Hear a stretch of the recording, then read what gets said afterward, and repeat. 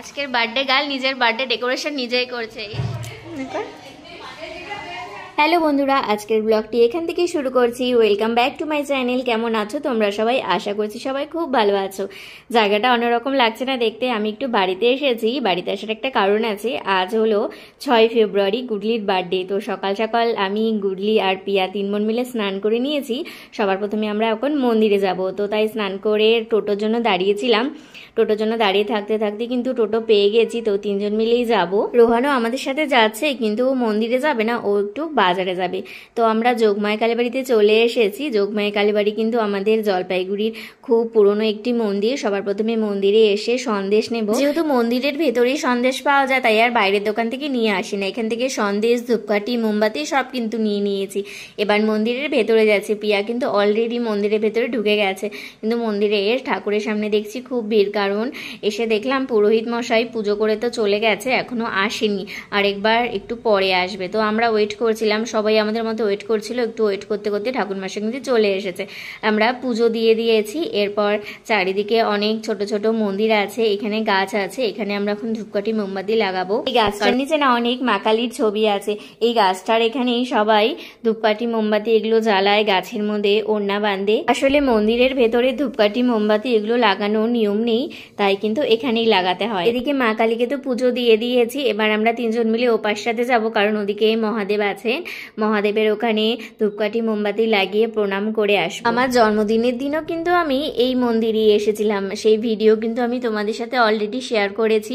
আমি এখানেই এসেছিলাম যোগমায়া কালীবাড়িতে পুজো দিতে। আমি সব ধূপকাঠি ওই গাছের নিচে দিয়ে এসেছি। গুলি শুধু একটা নিয়ে এসেছিল এখানে দেখানোর জন্য। মহাদেবের দর্শন তো হয়ে গেল, এবার নন্দী মহারাজের দর্শনও করে নিলাম। আমাদের কিন্তু পুজো হয়ে গেছে, এবার আমরা চলে যাব। যাবার আগে ভাবলাম পুজো দিয়েছি, একটু ঠাকুরের টিকা পরবো। আগে ঠাকুরমশাই নিজেই টিকাটা পরিয়ে দিতেন, কিন্তু এখন পরিয়ে দেন, এখন রাখা থাকে, নিজেরা নিজেদের পরিয়ে দিতে হয়। আমি প্রথমে গুডলিকে, পিয়াকে পরিয়ে দিলাম, তারপরে ও পিয়া আমাকে পরিয়ে দিল। মন্দিরে এসেছি প্রায় 1 ঘন্টা হয়ে গেল। পুজো দেওয়ার পর আমরা একটু ওখানে ছবি তুলছিলাম। এরপর যাব দোকানে সবকিছু কিনতে। সবকিছু কিনতে বলতে ওই একটু দর্শকর্মার ভান্ডারে যাব, বেলুন টেলুন এগুলো নিতে। যোগমায়া কালীবাড়ির আশেপাশে কিন্তু অনেক দর্শকর্মার ভান্ডার আছে, দূরে আর যেতে হয় না। প্রথমে এই দোকানে এসেছিলাম গোপালের জন্য জামা নিতে। এখান থেকে প্রথমে গোপালের জন্য জামা নিয়ে নিয়েছি। এবার এই দোকানে এসেছি, এখান থেকে জন্মদিনের সবকিছু নেব।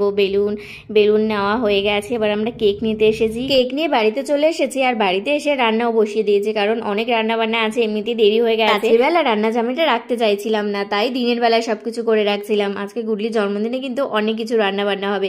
প্রথমে দেখছিলে মাছ ভেজেছিলাম, ওটা দিয়ে মাছের কালিয়া করব। আর এখানে মাছের মাথা ভাজছি, এটা দিয়ে করব হচ্ছে মাছের মাথা দিয়ে বাঁধাকপির ঘন্ট। আর এখানে চাটনি করে নিয়েছি। আর এখানে এখন মাছ রান্না করছি দুপুরবেলা খাওয়ার জন্য, কারণ দুপুরেও তো আমাদের খাওয়া দাওয়া করতে হবে। দুপুরে রান্না বান্না সব কমপ্লিট হয়ে গেছে। এবার আবার আমি রাত্রে রান্না করতে শুরু করে দিয়েছি। ভেজ ডাল করব, তার জন্য এখানে প্রথমে ডালটা ভেজেতে সিদ্ধ করতে দিয়েছি।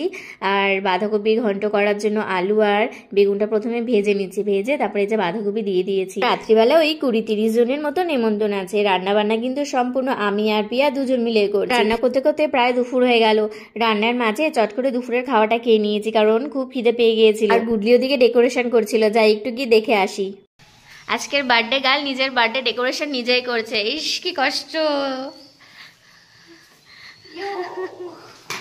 আজ রাতের মেনুতে কি কি থাকছে এবার তোমাদের সাথে শেয়ার করি। রাতের মেনুতে থাকছে ভাত, পাঁপড় ভাজা, ভেজ ডাল, বাঁধাকপির ঘন্ট, কাতল মাছের কালিয়া, তারপর ফ্রাইড রাইস আর চিকেন। আর শেষ পাতে আছে চাটনি আর মিষ্টি। আর যেহেতু জন্মদিন, পায়েস না হলে দিয়ে হয় না, পায়েস তো হতেই হবে। রান্না কিন্তু আমার প্রায় কমপ্লিট, একটু করে রান্না করছি। আর এদিকে এসে দেখছি ওরা কি করছে। দেখছিলাম ওরা 2 জন মিলে বেলুন ফোলাচ্ছিল। সব রান্না হয়ে গেছে, লাস্ট যেটা বাকি আছে সেটা হলো চিকেন। এখন চিকেনটাও বসিয়ে দিয়েছি। চিকেনটা হলেই কিন্তু সবকিছু কমপ্লিট হয়ে যাবে। ডেকোরেশন করার জন্য বেলুন ফোলাও না একদম কমপ্লিট হয়ে গেছে, এবার ওরা ডেকোরেশন করছে। আর এদিকে আমার চিকেনও কিন্তু রেডি হয়ে গেছে। চলো তাহলে এবার ওই ঘরে গিয়ে দেখিয়ে নিয়ে আসি ডেকোরেশনটা কেমন করেছে। দারুণ করেছে, কিন্তু বেশ ভালো লাগছে দেখতে। হলুদের সাথে আকাশি বেলুনটা কিন্তু বেশ মানিয়েছে। আর এই যে এদিকে বার্থডে গার্লও কিন্তু রেডি। রেড কালারের ড্রেসটা পরে একদম লাল পরীর মতো লাগছে, বেশ দারুণ লাগছে। কিন্তু কিছু করতে করতে এদিকে 9টাও বেজে গেছে। এবার তো কেকটা কাটতে হবে, তার জন্য একটু সবকিছু সাজাতে হবে। আমি আর পিয়া মিলে এদিকে সাজাচ্ছিলাম। গোলাপ ফুলের পাপড়ি আনবো, কিন্তু গোলাপ ফুলের পাপড়ি আনতে একদম ভুলে গিয়ে গিয়েছিলাম, তার জন্য গাঁদা ফুল দিয়ে সাজিয়েছি, তাও কিন্তু ভালো লাগছে।